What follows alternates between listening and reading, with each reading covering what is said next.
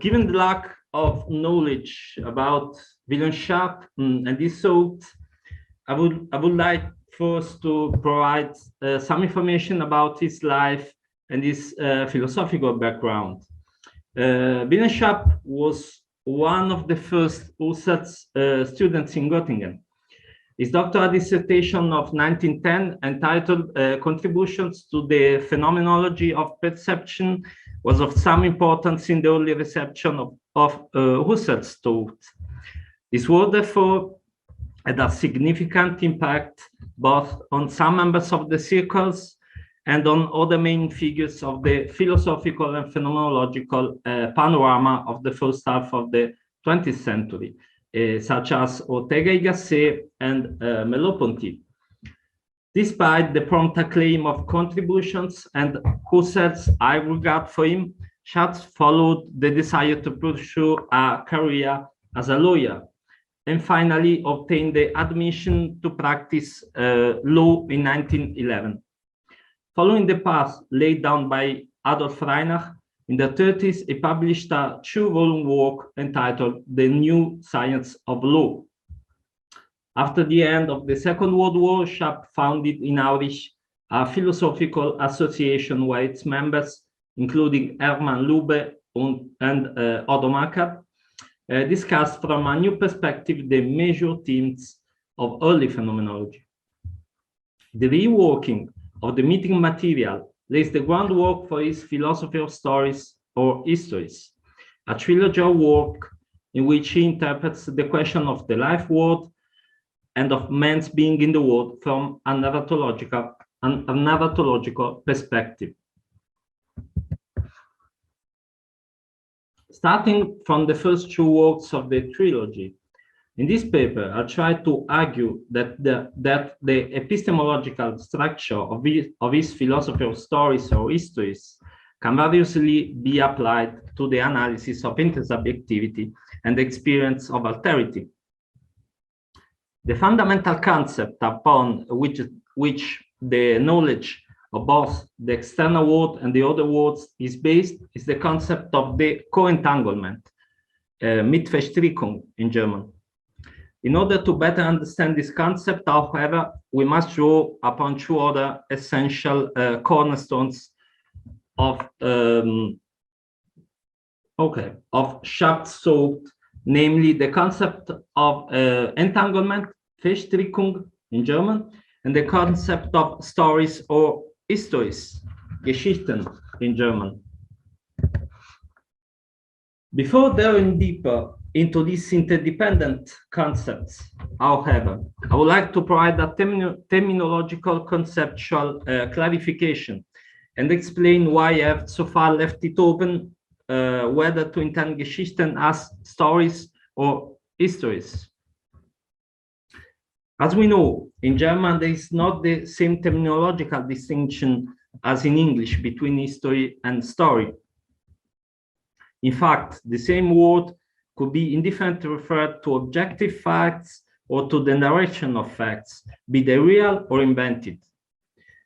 If we consider well-known distinction in Foster's aspects of the novel between what is historical, which means what concerns actions and the characters of men only so far as they can be deduced then from their actions, and story understood as narrative of events arranged in time sequence, it can be said that Schapp's concept of Geschichte covers the whole semantic field of history understood as a historical fact and story understood as the content of a narrative. To understand the continuity of these 2 moments within Schapp's concept of Geschichte, we can refer to 2 examples.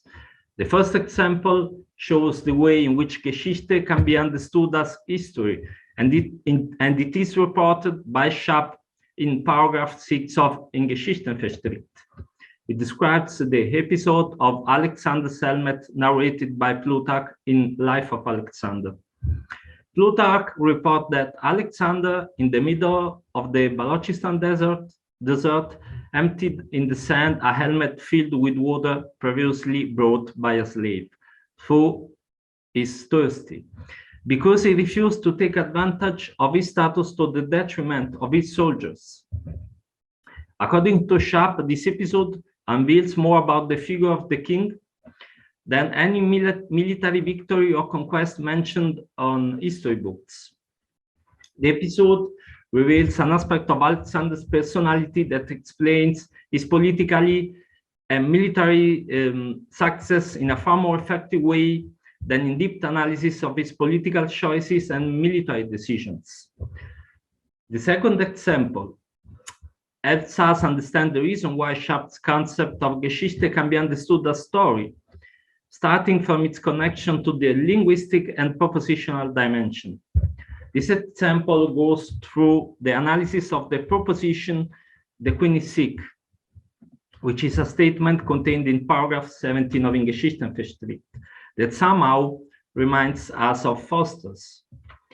Even though this proposition refers to something that can be semantically understood, Schapp argues that it will never exactly return an objective state of affairs.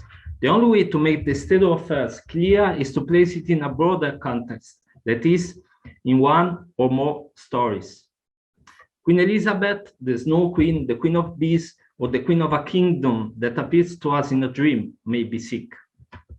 Only a narrative articulation, a story, is eligible to identify the object to relate it the referent on which a proposition can make the intended state of affairs converge. Schapp's concept of story also covers the Faustus concept of plot and associates the fictional stories with those narratives that refer to real facts. These quick suggestions make us understand how difficult it is to choose the correct word to translate Geschichten. Having that said, I believe that in the future, Geschichten could be translated as stories in order to preserve its full semantic spectrum.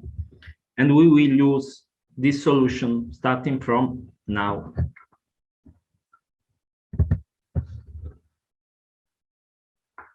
Okay, let's now focus on the two aforementioned key elements, the concept of entanglement and the concept of histories. We will then need them to introduce the concept of co-entanglement that is essential to understand Schapp's narratological structure of intersubjectivity. Under the clear influence of Heidegger's philosophy, Schapp defines in Geschichtenverstrickung the fundamental existential condition of a man as being entangled in histories. The way the concept of entanglement takes shape in Schapp's prominent work suggests that it has the same magnitude as Heidegger's being in the world, especially if we think at the concept of situatedness. Even before their birth, men find themselves entangled in present, past, and future histories. Therefore, the entanglement is the precondition for the appearance of these histories. The being entangled can't be separated from the history, so that history remains on one side and the being entangled on the other side.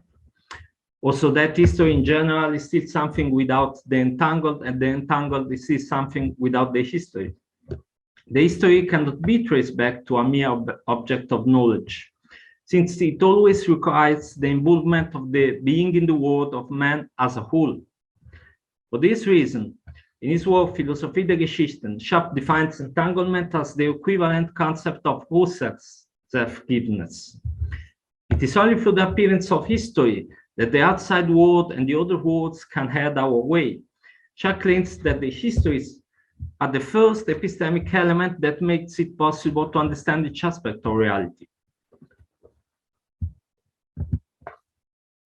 The history is a Gebilde, which means a framework of meaning within which each semantic layer of the appearance of the world comes to life. In the words of Reich, it is a pre-narrative structure of everyday experience. However, No history is suspended in the air in this framework. Behind each history, there is always a man being entangled in it. Schapp points out that each history has a self entangled in the history. The self is in turn the meeting point of a myriad of histories involving other close and distant selves, the surrounding world, and the things and people closest to it. To use Schapp's technical language, the entangled self is the grammatical subject of the stories around which events happen or have happened. Therefore, the histories are the contextual weave in which the world takes shape, a weave that always wraps itself around a singular or collected subject. Just as every single individual is entangled in histories in which other selves are entangled have to do with every single individual, and then with us too. It is in a such mutual connection that we understand our being and relationship with others and things. In doing so, we shed light on the essential framework of co-entanglement. So, as in its theory of empathy, Schapp raises an immediate problem about the encounter with the other. This problem is linked to the fact that everyone is immersed in their own experience. Thus, we know directly only our own feelings. In Schapp's language, everyone is entangled both in their own histories and collective histories related to their culture and religion. In this conception, the understanding from others does not take place in a neutral and distant way. On the contrary, it always materializes from the histories that entangled us at that moment. It could be said that we all empathize with the histories, in the sense that we feel part of them and project our histories into them. The encounter with the other, therefore, seems to be constantly mediated by our individual history and its influence on the interpretation of other people's histories, along with the culture on which these histories rest.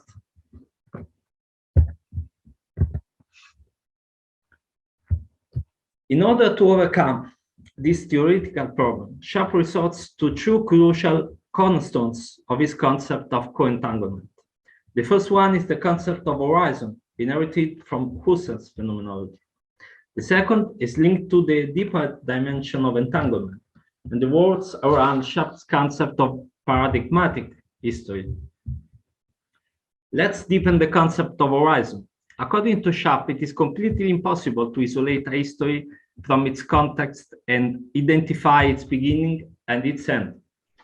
Each history always has a prehistory and post-history. This means that each history is linked to a previous history, which in turn is linked to other previous histories that make its horizon, which is the dynamic context of sense where each history acquires its meaning. Each history is therefore like a drop in sea of histories. In the way they are told, or depending on how they arise out, the histories refer to events of which only some aspects are highlighted, while some others are left in the background. In any case, if we proceed from the foreground to the background, that is to say, if we move from the first emerging history to the histories that stand behind, we can reach an even wider perspective in the horizon of histories until we meet the great narratives of the past, myths, or narratives on which the great religions are based. However, the relationship between the histories of every single individual and these great narratives in which entire civilizations are entangled should not be understood in terms of a chronological linear reconstruction of past events. Quite the opposite. The entangled one remains the starting point for every experience of the past. Schapp, in his work Philosophie der Geschichten, points out that, I quote, "The single entangled is always at the center of our research. Starting from his histories, we advance in all directions as far as we can. That being so, no obstacles stand in the way. We are not only entangled in our histories, but also in all histories up to the creation of the world, and consequently up to the furthest man back in time. End of the quote. From a gnoseological point of view, the entanglement of which Schapp speaks finds nourishment in what the author calls positive world. By the expression positive world, it refers to the world to which the entangled in histories belongs, built on a universal history that involves an indefinite number of human beings, along a timeline that projects itself up to the ancient times. The Western positive world is based, for instance, on the universal history of the world's creation, from Hesiod to Dante. The only access to this world is our entanglement, that leads us then into the horizon of the positive world to which we belong and to other entangled individuals' histories with which we come into contact and within which we can in turn to be co-entangled.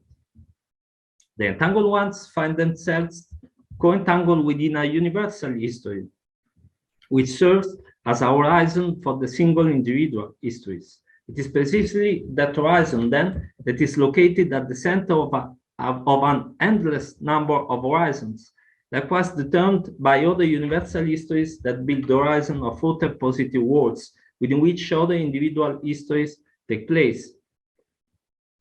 We can access those individual histories through the identification of an anchor set between the horizon of histories that constitutes their world and the horizon that configures our histories.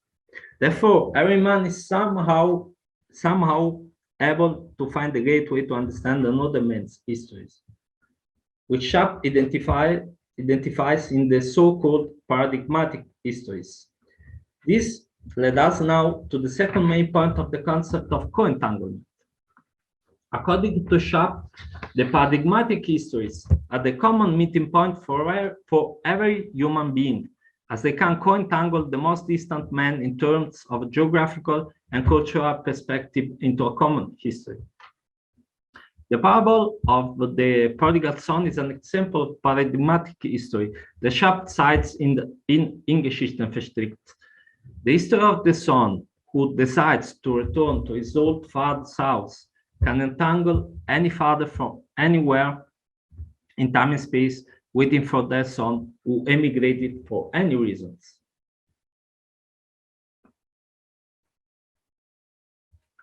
Since this history may refer to the father-son relationship, it does nothing but align a common history inherent to the entire humankind. According to Schapp, this we history, Wir Geschichten in German, are the pivotal moment for every chance of co-entanglement between an individual's own history and the history of another man.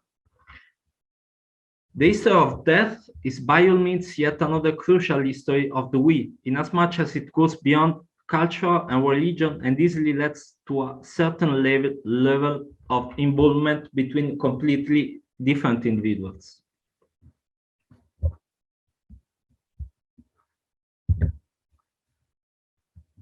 The interesting fact about Schapp's approach is that he does not limit himself to the hermeneutical dimension. He also explores the ontological dimension of plurality starting from the basic particle of narration, which means the reciprocity of the I and you within the history. In an attempt of recognition that closely resembles Bova's dialogical approach, Schapp cites the absolute a priori aspect of the I-U relationship. It has elliptical nature. That is, it is the structure in which the displacement of the archetypical relational figure you takes shape in the third person, namely into a he or she entangled in history. Both the I and you originally exist in the he or she. Each he or she is the he or she of a given I. Delving deeper into the analysis from a linguistic point of view, Schapp identifies a we where all singular pronouns converge.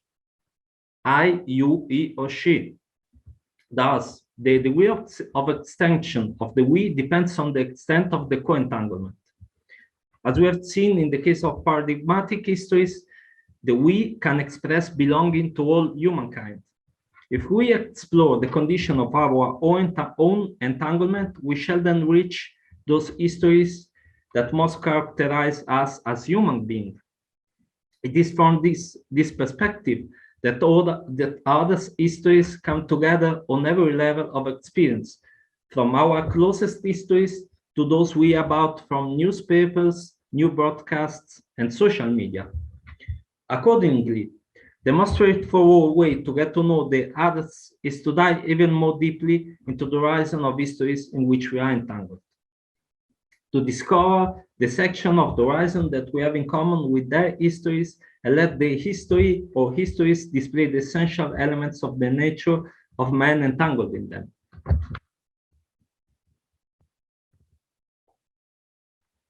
According to Schapp, this can be done even if we do not share any experience with that man. From this perspective, and following his most well-known sentence, we can therefore say that the story stands for the man.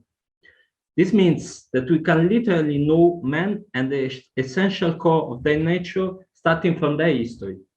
Schapp provides the example of a lawyer who meets at a social event the defendant of a case that he is evaluating. According to him, the documents relating to the case will likely let the lawyer gain a better knowledge of the nature of the man than simply spending some time together. This example of co-entanglement has to do with men who do not share any past experience, and therefore refers to a current horizon whose words are not to be sought in events shaped by their histories. However, there are further structural models of co-entanglement, where men shape past traumatic events. Schapp provides the example of the encounter between two comrades in arms from the same regiment who fought in the First World War.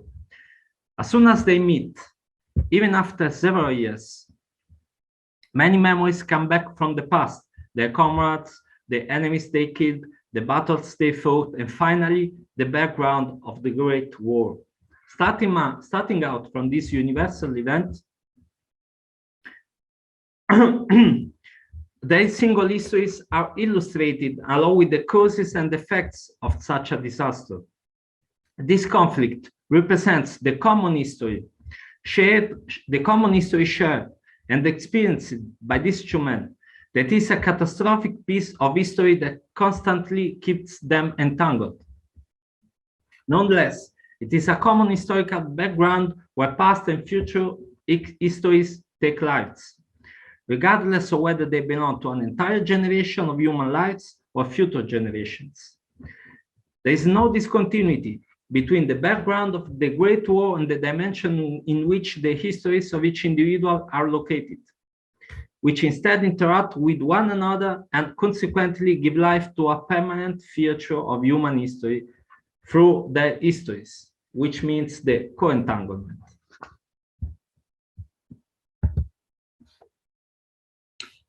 Now that we have clarified what Schapp means by entanglement and co-entanglement, in conclusion, I would like to mention a possible application of this perspective to an essential concept of reconciliation studies, the concept of divided memory. For example, let's think about the opposite perspective that the children of the victims and the children of the perpetrators may have on a dramatic event, such as a war or terroristic attack. According to Schapp's framework, we live and grow up in the histories of our ancestors as we passively go through them. This is what in social sciences is known as narratives. The same happens in a conflict or in a post-traumatic situation. The future generations are more likely to grow up listening to narratives that are tied to their affection. Compared to the way the concept of narratives is normally understood, Schapp's concept of history offers a different perspective, since he speaks of a history that cannot be reduced to the linguistic level or to the moment when the story is being told. Quite the opposite. It always arises from a horizon in which men are involved in all their spiritual, and cognitive dimension. As we have already seen, Schapp points out that this horizon is the hermeneutical plane where the histories of individuals bound to a common event intertwine, and for which they unravel in many different directions. Other connections by means of which the history of each individual binds to the traumatic event constantly dwell on the horizon and unravel backward to the past and forward to the future through the three dimensions of the entanglement, namely previous histories, present histories, and future histories. According to him,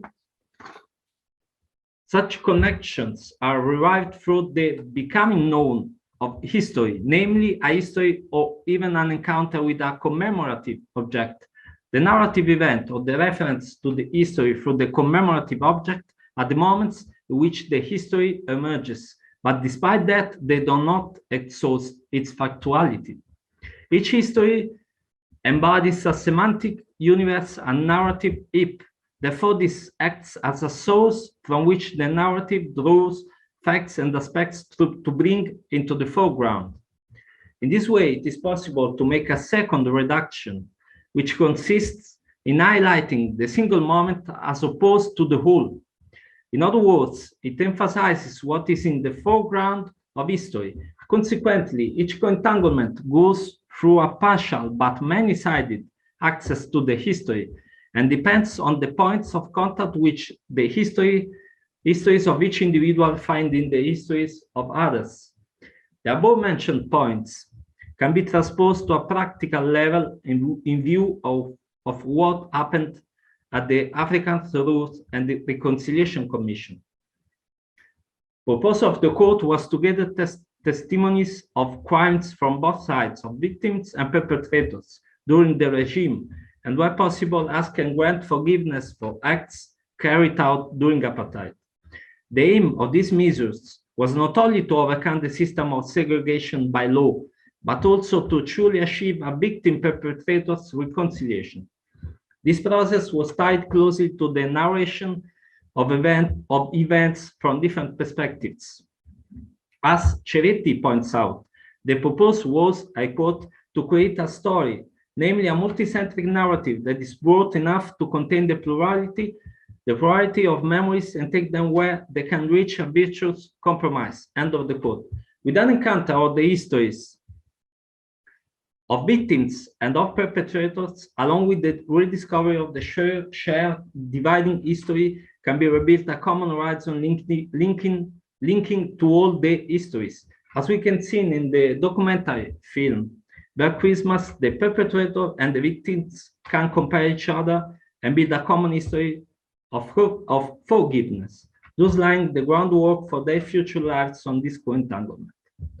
As compared with the recent narratological methods applied in studies on reconciliation, Schapp's theoretical framework does not consider narrative as a mere linguistic tool to reshape memory or construct a collective memory centered around political and social groups on the other side of the fence. Rather, narrative serves the purpose of rediscovering and reaching the common horizon by means of the shared pool of lived experiences.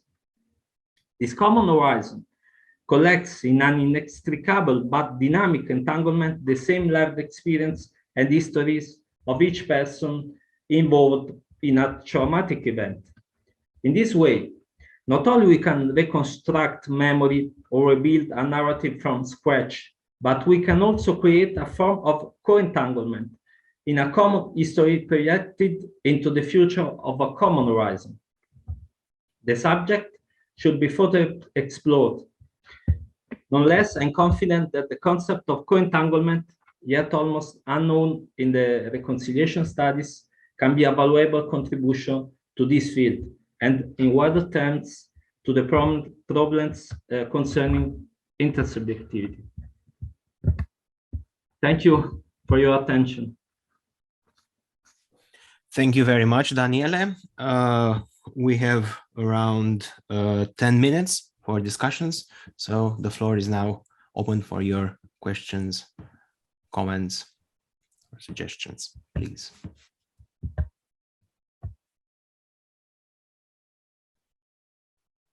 So a first intervention from Witold and then Daniele De Santis. Witold Płotka, you have the floor. Thank you. Thank you, Daniele, for this talk. I really enjoy it. I have two questions, one general question and one more specified question. The general question is about the connection between early and later philosophy of Schapp. I'm familiar, to be honest, I'm more familiar with early philosophy of Schapp, and I'm wondering whether there is a strict connection between his analysis of perception and history. I suppose there is, for example, the notion of horizon, but I'm curious your opinion. And the second question, more specific. Sorry, I didn't understand the notion of horizon for. Okay. Yeah. Okay. And the more specified question concerns categories we can use to describe our narration, our histories, because you said that this category entanglement somehow guarantees that there is a common horizon, or you said about universal history, which bind the group. But I think it is equally possible that there is a group which is founded on self-deception. I don't mean one person, but I mean the whole group, which is defined by a fundamental false story about their lives. For example, the story of about the Yugoslavian war, for example. We are the bad and they are the good. No, they are the bad. And I'm wondering whether is there any normative category we can use to compare different stories, especially in this case of self-deception, when we produce a fundamentally false history about ourselves. Thank you once again. Thank you, Witold. Very interesting questions. So the first question is that there is sure a connection between the early phenomenological work of Schapp and the second production of Schapp's philosophy. My dissertation is about this theme. I think, but the concept of horizon is not already present in the first production of Schapp Phenomenology. This is a concept that comes from the second part of Husserl philosophy, or the first part of Husserl philosophy, for example, the lessons about time, which is developed later in the production of Schapp's philosophy. The connection which I found between the first and the second, to say, philosophy of Schapp is the concept of character of the things, for which everything has a character as individual and as is story or history, as I said, and the concept of, for example, things for that is present in the second part of Schapp's philosophy, and the concept of thing as value, as a product. This is the connection that I find. And we can summarize this connection under the word critic to the universal, the method of universal, I think. So we have no universal category to understand the object or the man, but we are only individual man that has history that we can understand. Probably this leads us to the second question. There is no normative category. All the production of Schapp philosophy is goes through a critic to every normative conception. What I mean, how can we be in the near from the Schapp philosophy in this situation? So I think that we can understand the histories from another man and the narratives from another man in a conflict for example, to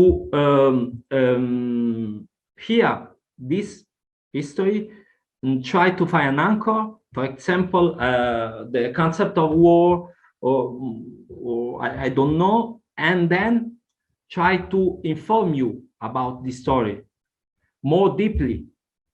This is a way to access to this story, but from the opposite side. When they say, like Husserl, for example, as there is no possibility to be in the same position for the entangled, for example, in the world for Yugoslavia and so on. There's no possibility, but I can try to find the an anchor, a concept in myself, and go deeper into this story. So it's to do through books about war and so on. Hope I. Thank you. Okay, so we go to the next question from Daniele De Santis. You have the floor. Yeah, Daniele, thanks for the presentation. I have two questions. I mean, the first one is very general and broad, so feel free not to answer the question. And it would simply, since at the beginning you mentioned also Heidegger, and you also use the expression existential condition, if I'm not wrong, to introduce to Schapp's philosophy of history. Now, of course, my very broad question is, I mean, what would be the difference? I mean, I'm always under the impression that Schapp is basically replacing the being in the world with the being entangled in history. I mean, sometimes I tend to see, even though I don't know Schapp very well, simply this kind of linear transition from being in the world as the most fundamental existential condition in being and time to being entangled in history. So the first general question would be, am I right in seeing things in such an easy way? The second question is more like empirically oriented about the last part of your talk. Also, when you mentioned South Africa, the Truth and Reconciliation Commission, only this question. So, if I'm right, at some point you said basically the goal here was also to have some kind of multi-centered history, basically, like that encompasses all the protagonists, both the perpetrators and the victims. I'm simply wondering whether, if you put it this way, if this is really like a good way to put it, because I mean, if you have a multi-centered histories, it means that there are multiple centers and they all seem to have equal value and function within this general history, which basically means that the perspective of the perpetrators will remain the perspective of the perpetrators. So even in this encompassing history, the perpetrators will still claim, I was doing what I was doing in order to defend my state, and they will not probably recognize to be called simply, like cruel torturators who were not defending anything at all.